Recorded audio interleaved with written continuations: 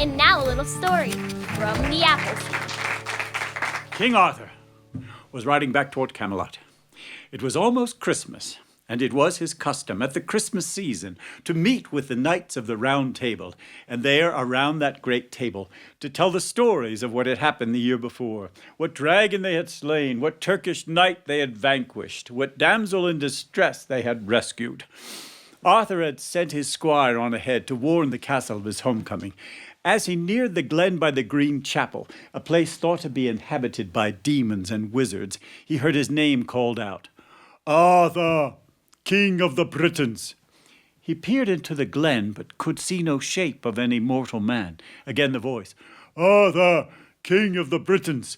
He dismounted, walked into the glen, and there, as his eyes became accustomed to the light, he saw a giant of a knight, clad all in green armor, from his helmet to his shoes, and in one hand the great knight held an axe, the blade of which was an ell-rod long and sharp as any razor. Arthur, if thou art as brave as thy brave knights say, thou wilt stand against me in some Christmas sport. What sport is that, Sir Knight? The beheading game. One strike apiece, and you may strike the first blow. The knight handed the axe to Arthur. Then the knight knelt upon the ground, took his helmet off his head, bared his neck, and leaned over. Arthur, his honor at stake, brought the axe down upon the knight's neck with such force that the head severed from the body and rolled across the glen. But the body did not fall. Instead, it picked itself up, dusted itself off, walked over to its grisly head, placed it back upon its grisly shoulders, and laughed a grisly cry. Ha, ha, ha, ha, ha. My turn. Now the knight took the axe. Arthur, his honor at stake, knelt upon the ground, took his helmet off his head, bared his neck, leaned over, and listened as the axe whistled through the air, but stopped before it touched his neck. Ha, ha, ha, Arthur, thou art too easy a prey. Rise, I'll give thee respite and a riddle. If thou canst solve the riddle in a year, I'll spare thy life. If thou canst not, I'll have thy head. What is thy riddle, Sir Knight? The riddle is this. Of all that can be won or lost, what does a woman want most? Arthur remounted his steed, rode towards Camelot. When the sentry spied him, he sounded the trumpet, and all of the knights and ladies of the court came to the tops of the parapets and cheered the king's homecoming. Across the drawbridge, Arthur stabled his horse, and then he went into the room of the Round Table where all of the knights were waiting to tell their stories. What dragon they had slain, what Turkish knight they had vanquished, what damsel in distress they had rescued. When it came round to Arthur, he too told the story of meeting the strange knight in the glen. And now, ladies of the court, I need your help. Of all that can be won or lost, what does a woman want most? First, he turned to Queen Guinevere, his wife. The queen looked up at Arthur and said, "Oh, my liege, there is nothing that I would want except what you would have for me." This was a very long time ago. Each of the women betrothed or married to a knight gave that self-same answer, that they would want nothing except what their husbands had for them. When it came to the unmarried, unattached women, they had more creative answers. Some said land, some said jewels, some said Sir Gawain. For Sir Gawain was the handsomest and noblest of all of Arthur's knights. And yet after every woman had spoken, he knew that he did not have the true answer within him, for his heart did not burn. And so he said, "I shall go throughout my kingdoms, England, Ireland, Brittany, France, and ask every woman that I meet the answer to the riddle until I find the one that burns my heart within me." And so for a year he went from pillar to post, from castle to hamlet to village, asking every woman that he met the answer to the riddle. But it was a year later that he returned to the glen by the Green Chapel, none the wiser, for he did not have the answer that burned his heart within him. As he approached the glen, he heard his name called out with a different voice. Arthur, King of the Britons. He turned, and there, sitting below a tree, was the most disgusting hag he had ever seen. Her hair was all matted, and spiders ran in and out of it. Instead of teeth, she had 2 tusks, one that went down, one that went up. Her clothing stuck to her skin from the running sores thereon. The stench of the woman was worse than any stable, and there was liquid dripping from every opening in her face.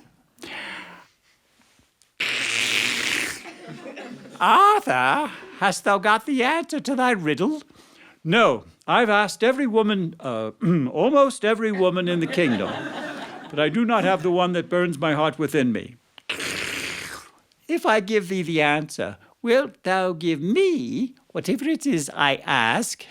Yes, lady, if you can save my life, I will give you whatever it is you ask. Very well, Arthur. The answer is this.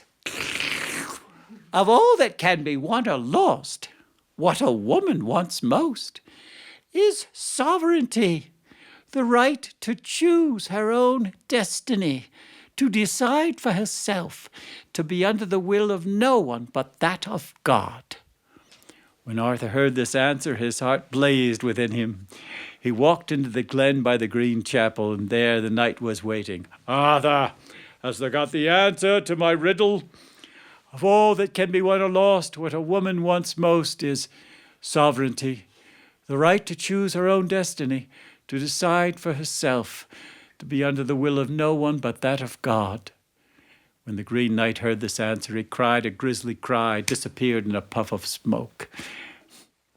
Arthur remounted his steed and began to ride towards Camelot when he heard behind him, Arthur, art thou not forgetting something? He wheeled the horse about, went back to the hag, helped her upon the saddle, and taking the bridle as though he were a common squire, Arthur, king of all the Britons, walked to Camelot. When the sentry spied him, he sounded the trumpet. All of the knights and ladies of the court came to the tops of the parapets and cheered the king's homecoming. But their cheers turned to cries of dismay when they saw the unseemly guest across the drawbridge. Arthur helped the lady down from the horse, and then with the lady on his arm, walked her into the room of the round table and seated her next to him, where no knight would speak until Arthur had explained the strange guest. And he did so, explaining how the lady had saved his life that very day. And now, lady, I have promised to give you whatever it is you ask. What might that be? I would like Sir Gawain for my husband. 3 of the young women fainted dead away. Sir Gawain, handsomest and noblest of all the knights, rose from his chair, went over to the lady, genuflected before her. Lady, it would be my honor if you would be my bride. Oh, Gawain, the pleasure will be mine. And so that very afternoon, Sir Gawain, handsomest and noblest of all the knights, and the hag Ragnell were married. And so it was, as the sun was setting, he led his lady up the staircase to the bridal chamber, lifted her across the threshold, placed her on the bed, turned round to close the door, and when he faced the bed again, the disgusting hag was gone, and in her place a woman more beautiful than Gawain had ever seen. What magic is this? 'Tis a strange magic, my lord. Where is my wife? I am your wife. No, the hag, the lady Ragnell is my wife.